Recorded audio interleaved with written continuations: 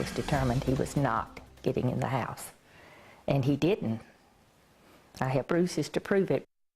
We have breaking news tonight as the search continues for the man who robbed a McCalla woman. Good evening, I'm Jim Dunaway. I'm Sherry Jackson. Residents of the Letson Farms community are on alert after a neighbor fights off an intruder in her front yard. WIAT 42 News reporter Jamie Ostroff spoke with a feisty homeowner who's in her 70s. Jamie?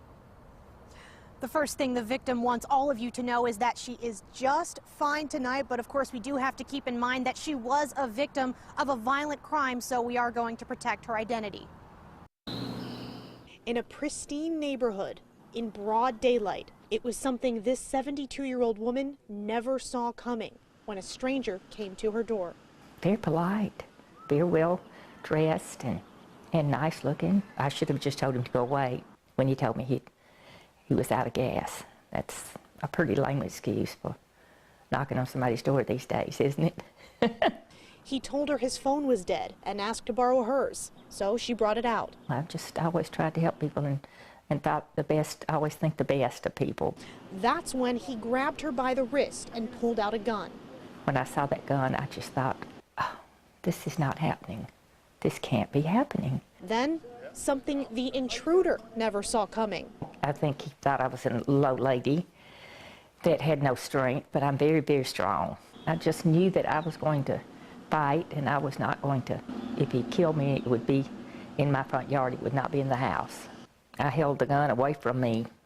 He was strong too, but I managed to hold that gun. He couldn't bring it up. I thought if it went off, it would shoot his foot off. During the struggle, she said the attacker got a hold of her shirt. I just came out of the shirt. I didn't need it. That's when, she said, he gave up. So he just casually walked down the driveway like nothing had happened. But she didn't. And I picked up some heavy rocks out there and threw at him. I think I hit him in the shoulder with one, but he just turned around and looked at me and said, "Don't be crazy, ma'am. Go back in the house." And that was it. She said she learned an important lesson the hard way. But when I asked her if she'd be okay come bedtime... I have an alarm system. I don't think he'll come back. Maybe he's afraid of this old red-headed woman. There you go. I hope he is.